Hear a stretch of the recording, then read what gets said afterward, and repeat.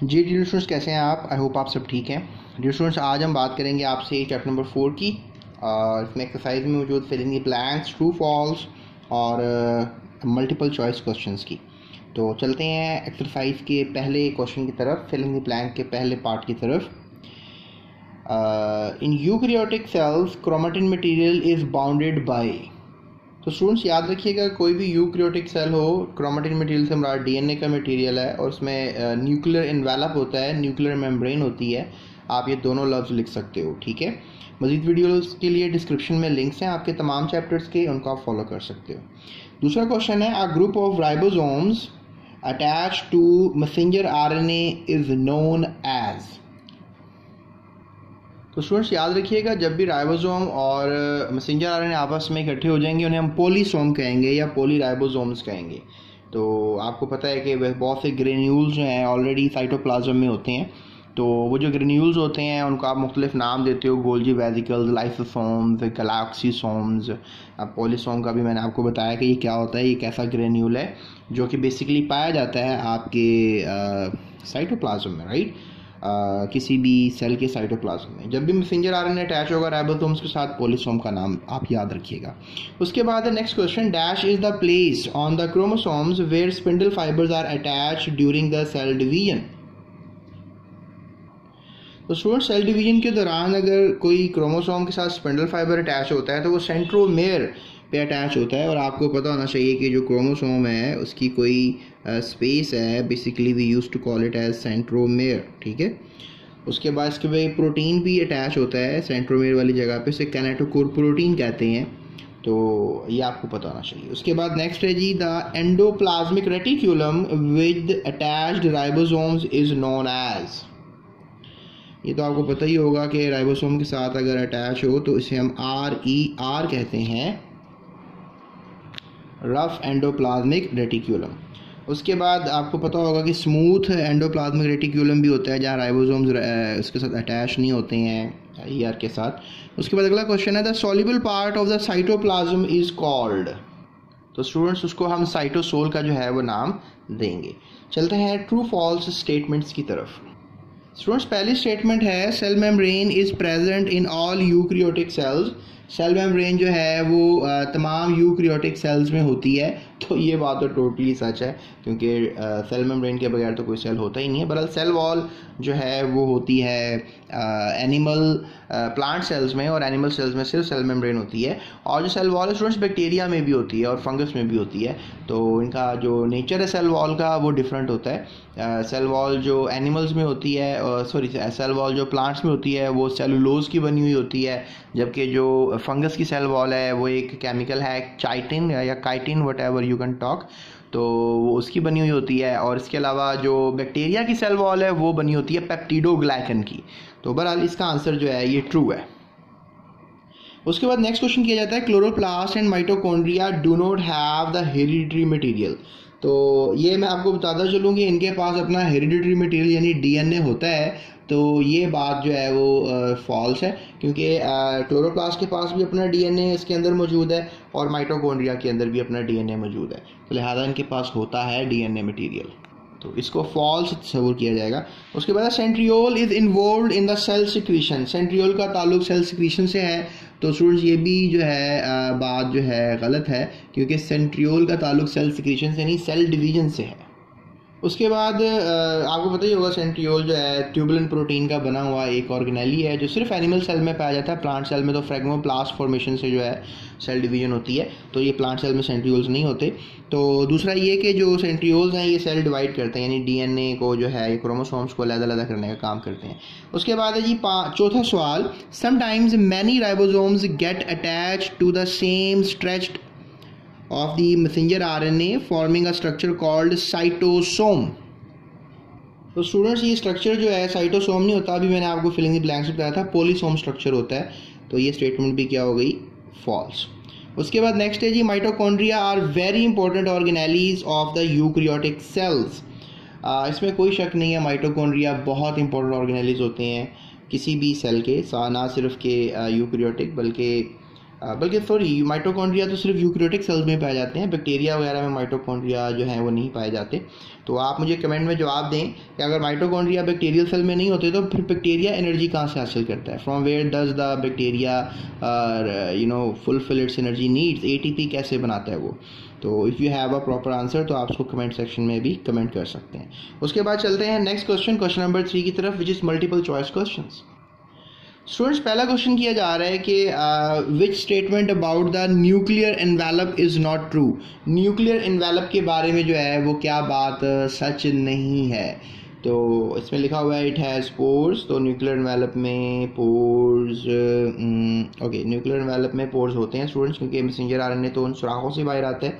It has a double membrane structure, no doubt nuclear envelope भी एक double membrane structure है, double membrane है। It is inner membrane bears ribosomes, अंदर वाली membrane में कोई राइबोसोम्स होते हैं इसके पास। RNA and some proteins pass through it. तो इसमें मैं स्टूडेंट्स सी को जो है वो कंसीडर नहीं करूँगा, क्योंकि अंदरूनी मेम्ब्रेन पे राइबोसोम नहीं, बल्कि बाहर जब आओ ना तो एंडोप्लाज्मिक रेटिकुलम पे राइबोसोम अटैच हो जाते हैं। बनता ज़रूर है राइबोसोम, लेकिन मज़े की बात है राइबोसोम न्यूक्लियस के अंदर नहीं होता, क्योंकि राइबोसोम्स जो है वो राइबोसोमल आरएनए की शक्ल में होता है और बाहर आके प्रोटीन को जोड़ता है और बाहर आके न्यूक्लियस से बाहर आके जो है वो राइबोसोम्स की जो एक सब यूनिट्स है ना वो क्रिएट होते हैं। तो लिहाजा सी ऑप्शन जो है वो गलत लिखा हुआ है, बाकी सब तीनों ठीक हैं। उसके बाद नेक्स्ट क्वेश्चन है which statement about plastids is true. Plastids के बारे में क्या बात सच लिखी हुई है। तो लिखा हुआ है जी कि they are surrounded by single membrane, they are power house of a cell, they are found in all organisms, they contain DNA and ribosomes. तो प्लास्टिड्स के बारे में ये है कि इनमें सिंगल मेम्ब्रेन नहीं होती, डबल मेम्ब्रेन होती है, तो ये तो झूठ लिखा हुआ है। They are the power house of the cell, ये भी झूठ लिखा हुआ है। They are found in all organism, बिल्कुल नहीं, क्योंकि सिर्फ प्लांट सेल्स में होते हैं प्लास्टिड वगैरह, क्लोरोप्लास्ट, क्रोमोप्लास्ट, लीकोप्लास्ट, 3 किस्में हैं प्लास्टिड्स की। दे कंटेन डीएनए एंड राइबोसोम्स, ये बात गलत लिखी हुई है, क्योंकि इनमें डीएनए तो चले ठीक है, इनका हेरिडिटरी मटेरियल होता है प्लास्टिड में, क्लोरोप्लास्ट में स्पेशली, लेकिन राइबोसोम्स तो बिल्कुल नहीं इनके अंदर होते स्टूडेंट्स, राइबोसोम्स इसमें नहीं होते हैं। सो आई वुड से कि डी ऑप्शन गलत है। और माइटोकॉन्ड्रिया के अंदर राइबोसोम्स होते हैं स्टूडेंट्स, उसके अंदर डीएनए भी होता है माइटोकॉन्ड्रिया में, उसमें राइबोसोम्स भी होते हैं, लेकिन उसके पास छोटे राइबोसोम्स होते हैं compared to the cytoplasm of the cell. तो बहरहाल डी इज़ अ रॉन्ग, क्योंकि एक बात ठीक है एक झूठ है। उसके बाद चलते हैं अगले क्वेश्चन की तरफ, third part. Students, next question ये जा रहा है which type of cell would probably the most appropriate to study lysosomes, यानी कौन सा सेल जो है वो प्रोबेबली द मोस्ट अप्रोप्रिएट होगा लाइसोसोम्स को स्टडी करने के लिए। तो phagocytic cell, white blood cell अच्छा होगा लाइसोसोम्स को स्टडी करने के लिए, नाव सेल होगा, मीजोफिल सेल होगा जो लीफ का होता है, और मसल सेल होगा। कौन सा सेल होगा? तो मेरा ख्याल है कि जो लाइसोसोम्स हैं वो फेगोसाइटिक वाइट ब्लड सेल में ही आप सही स्टडी कर पाओगे, क्योंकि वाइट ब्लड सेल जो होते हैं ना आपके इम्यून सिस्टम का हिस्सा होते हैं और ये इनगल्फ करते हैं बहुत से बैक्टीरिया को, और बैक्टीरिया को जब ये अपने साइटोप्लाज्म में ले जाते हैं तो वहाँ पे लाइसोसोम्स अटैच हो जाते हैं बैक्टीरिया के साथ और उनका दबड़दूस कर देते हैं, यानी इनको तोड़ फोड़ देते हैं। और फिर क्या होता है कि जब वाइट ब्लड सेल भी डेड हो जाता है तो पस की शक्ल में ये बॉडी से सेल से जो है कह लें कि ब्लड से जो है वो बाहर आ जाते हैं और पस रेशे की शक्ल में ये स्किन पे आ जाते हैं। तो जब भी आपको कोई पस सेल्स नज़र आए आपकी बॉडी में, समझ लें कि कुछ बैक्टीरिया ने इन्वेजन की थी आपके अंदरूनी पार्ट ऑफ दी ब्लड की, और उसमें फिर वाइट ब्लड सेल ने पकड़ के खा पी लिया उसको।